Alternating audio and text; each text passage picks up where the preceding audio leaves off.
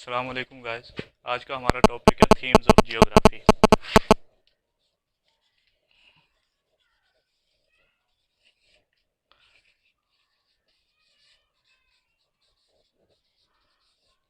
Themes of geography. तो geography के themes क्या हैं और कितने हैं? तो फर्स्ट सबसे पहले आ जाता है लोकेशन।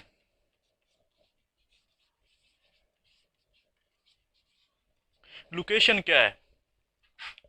मतलब लोकेशन किसे कहते हैं? इसकी मेन दो इकसाम है। सबसे पहले टू काइंड्स ऑफ लोकेशन। सबसे पहले जाता है रिलेटिव लोकेशन।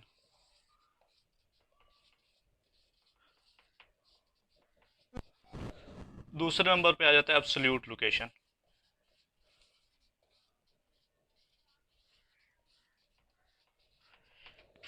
तो सवाल ये पैदा होता है एब्सोल्यूट लोकेशन किसे कहते हैं और रिलेटिव लोकेशंस किसे कहते हैं। तो इसकी हम डिस्क्रिप्शन पढ़ते हैं कि एब्सोल्यूट लोकेशंस क्या होता है। सबसे पहले लोकेशंस की डेफिनेशंस क्या होंगी कि लोकेशंस किसे कहते हैं और इसकी डेफिनेशन क्या है। तो लोकेशन की जो डेफिनेशंस है वो ये है कि पोजीशंस ऑफ एनी प्लेस।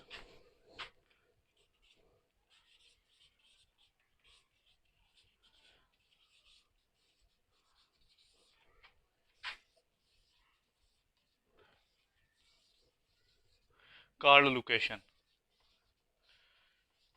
किसी भी चीज़ की जो पोजीशंस होती है, जहाँ पे वो खड़ी होती है, कोई भी चीज़ हो, तो उसको हम कहते हैं, उसकी लोकेशंस कहते हैं। इसकी दो मैंने काइंड्स लिखे हैं कि एब्सोल्यूट लोकेशंस और रिलेटिव लोकेशंस। तो एब्सोल्यूट लोकेशंस किसे कहते हैं?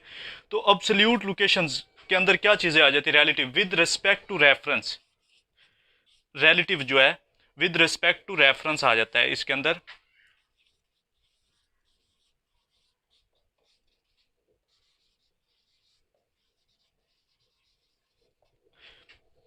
जो रिलेटिव लोकेशन है उसके अंदर विद रिस्पेक्ट टू रेफरेंस आ जाता है। इसके अंदर रेफरेंस क्या चीज़ होती है कि रेफरेंस किसे कहते हैं?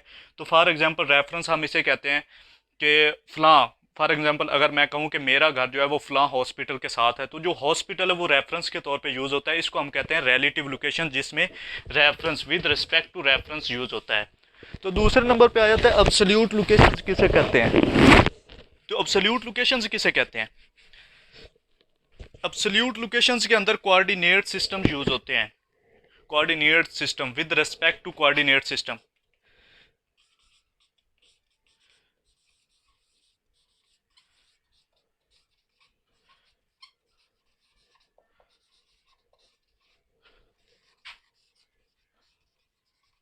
कोऑर्डिनेट सिस्टम्स क्या होता है? इसके अंदर एब्सोल्यूट लोकेशंस के अंदर कोऑर्डिनेट सिस्टम यूज़ होते हैं। और कोऑर्डिनेट सिस्टम ये होता है कि उसके अंदर लैटिट्यूड, लॉन्गिट्यूड्स, ये वाली चीज़ें यूज़ होती हैं। Geographic information, sorry, geographic locations भी इसको कहते हैं एब्सोल्यूट को। ये थी लोकेशंस। दूसरे नंबर पे जो थीम्स आ जाता है वो कौन सा है? दूसरे नंबर पे थीम्स जो है वो आ जाता है हमारे पास man environment interaction.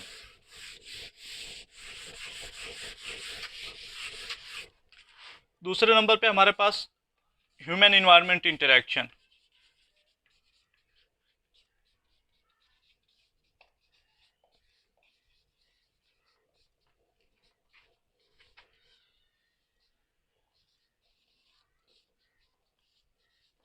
Man environment interactions इसके अंदर आ जाता है। मैन इन्वायरमेंट इंटरेक्शंस के अंदर क्या चीज़ें आएंगी? तो मैन इन्वायरमेंट के अंदर इंटरेक्शंस के अंदर ये आ जाती हैं कि हम डिपेंड करते हैं। इसके अंदर आपने सुना होगा पॉसिबिलिज्म, डिटर्मिनिज्म। पॉसिबिलिज्म्स क्या होते हैं और डिटर्मिनिज्म्स क्या होता है? पॉसिबिलिज्म्स का मतलब ये होता है कि उसके अंदर पॉसिबिलिटी नहीं है। इंसान एक अशरफुल मखलूक़ात है, वो किसी भी चीज़ को अपनी कारकर्दगी की बेस पे चेंज कर सकता है। तो उसके अंदर पॉसिबिलिज्म आ सकता है। डिटर्मिनिज्म आ जाता है जो मैं इंसान माहौल है वो इंसान के ऊपर हावी है, वो इंसान जैसा माहौल होगा वैसा इंसान को रहना पड़ता है। तो ये है ह्यूमन इन्वायरमेंट इंटरेक्शंस। तो थर्ड नंबर पे इसके अंदर आ जाता है प्लेस। प्लेस। तो प्लेस क्या है? प्लेस एक जगह को कहते हैं। कोई भी चीज़ कहीं पे खड़ी होती है तो वो उसकी प्लेस होती है। प्लेस किसे कहते हैं? Any point on the earth surface having, जो एब्सोल्यूट लोकेशंस भी रखती हो, रिलेटिव लोकेशंस भी रखती हो, उसको हम कहते हैं प्लेस। मतलब प्लेस दो तीन तरह की होती है। फिजिकल भी हो सकते हैं उसके अंदर करेक्टरिस्टिक्स, और ह्यूमन करेक्टरिस्टिक्स। फिजिकल करेक्टरिस्टिक्स क्या होंगे? तो फिजिकल करेक्टर जो कुदरत की तरफ से बनाए गए हैं, और ह्यूमन कौन से आर्टिफिशियल्स होते हैं जो इंसान ने बाद में क्रिएट किए होते हैं, वो इस प्लेस के अंदर आ जाते हैं। तो चौथे नंबर पे आ जाता है इसके अंदर मूवमेंट।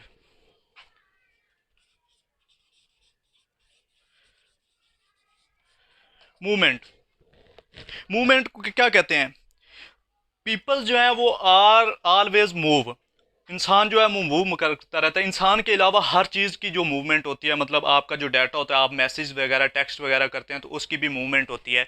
उसके अलावा आप जो बुक्स वगैरह पढ़ते हैं उनकी भी मूवमेंट होती है, वो एक जगह से दूसरी जगह ट्रांसफ़र होती हैं, और भी हर चीज़ मूवमेंट करती है। और इंसान भी एक जगह से बेहतर मेयार ज़िंदगी, हर चीज़, मतलब एंड पे ये होता है कि हर चीज़ मूव करती है। तो फोर्थ नंबर पे आ जाता है, फिफ्थ नंबर पे आ जाता है रीजन। तो रीजन क्या होती है? फिफ्थ नंबर पे हमारे पास आ जाता है रीजन।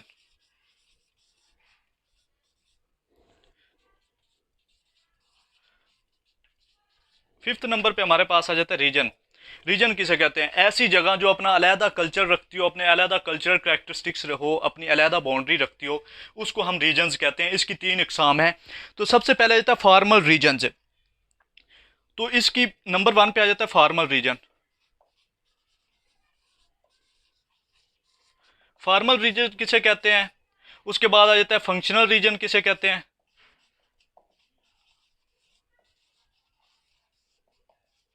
उसके बाद आ जाए परसेप्चुअल। ये तीन टाइप्स हैं रीजन्स की।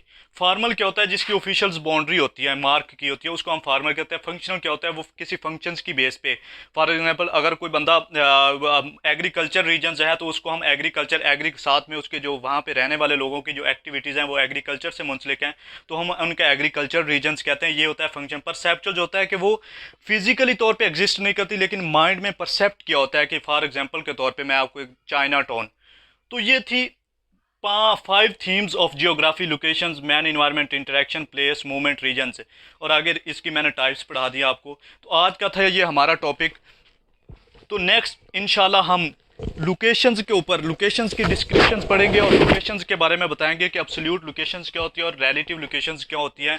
और उनकी एक एग्जांपल मैं पाकिस्तान की लोकेशंस को डिस्क्राइब करूंगा, एक्सप्लेन करूंगा, और साथ साथ आपको एब्सोल्यूट और रिलेटिव्स भी बताऊंगा। तो चलें, आज का हमारा टॉपिक ख़त्म होता है। आप हमारे चैनल को सब्सक्राइब कर दें। अल्लाह हाफिज़।